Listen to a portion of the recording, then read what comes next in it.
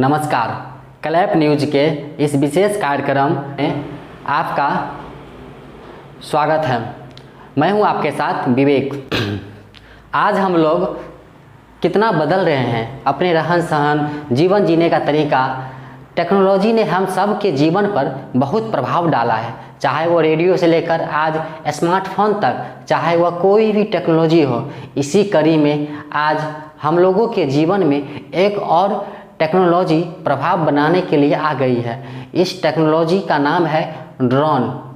क्या आपने इससे पहले नाम सुना था? हमारे बहुत सारे दर्शक होंगे जो पहले से भी थोड़ा बहुत जानते होंगे, पर कोई बात नहीं। चलिए आज हम पूरा तसल्ली से जानेंगे और समझने का प्रयास करेंगे आखिर ये ड्रोन क्या भला है। आज एक खबर आई है सरकार की तरफ से, यानी केंद्र सरकार ने ड्रोन के इस्तेमाल के लिए नई नीति का घोषणा कर दी है। दरअसल जम्मू में इंडियन एयरफोर्स, जिसको IAF के बेस पर हुए ड्रोन हमले के बाद ऑथोरिटीज़ और सरकार सुपर एक्शन मोड में है। वैसे भी आजकल सीमा की सुरक्षा से लेकर मौसम विज्ञान, आपदा प्रबंधन, सर्वेक्षण, खेती, किसानी से लेकर सामान डिलीवरी और फोटोग्राफी तक में ड्रोन का इस्तेमाल हो रहा है। आने वाले समय में ड्रोन की उपयोगिता को देखते हुए केंद्र ने नई नीति का ऐलान किया है और प्रधानमंत्री नरेंद्र मोदी ने कहा है कि ड्रोन संबंधित नए नियमों से स्टार्टअप्स के साथ साथ इस सेक्टर में काम करने वाले हमारे हजारों युवाओं को भी काफ़ी मदद मिलेगी। इसी सब बातों के बीच में मन में ख्याल आता है कि ड्रोन किसे कहते हैं, इसका इस्तेमाल कब से शुरू हुआ।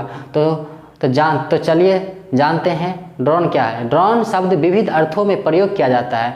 आजकल यह मुख्यतः विभिन्न आकार प्रकार वाले और विभिन्न प्रकार के कार्यों में के लिए प्रयोग किए जाने वाले चालक रहित विमान को ड्रोन कहा जाता है। इसे सुदूर स्थान से नियंत्रित किया जाता है। ऐसा कहा जाता है कि 1849 में ऑस्ट्रिया ने एक ऐसा बम फेंकने वाला गुब्बारा जैसा उपकरण बनाया था जो मानव रहित था।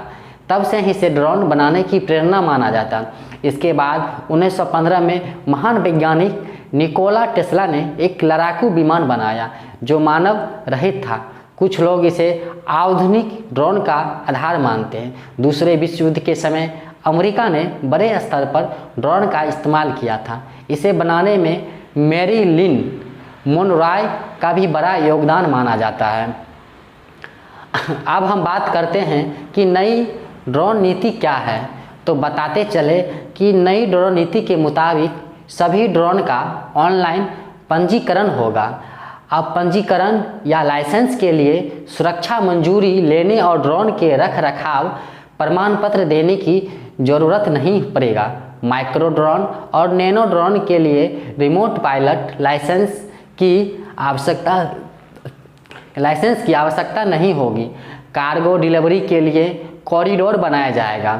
DGCA ड्रोन प्रशिक्षण आवश्यकताओं को देखेगा और ऑनलाइन पायलट लाइसेंस जारी करेगा। ड्रोन उड़ाने के लिए प्रशिक्षण और परीक्षा ड्रोन स्कूल में होगा। रिमोट पायलट लाइसेंस शुल्क 3000 रुपये बड़े ड्रोन के लिए लगता था, जो अब कम करके सभी श्रेणियों के लिए 100 रुपया कर दी गई है।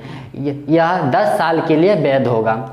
ड्रोन के हवाई क्षेत्रों को 3 जोन में बांटा गया है: ग्रीन जोन, रेड जोन और येलो जोन। रेड जोन मुख्यतः रेड और येलो जोन में ड्रोन चलाने के लिए पूर्व अनुमति लेना आवश्यक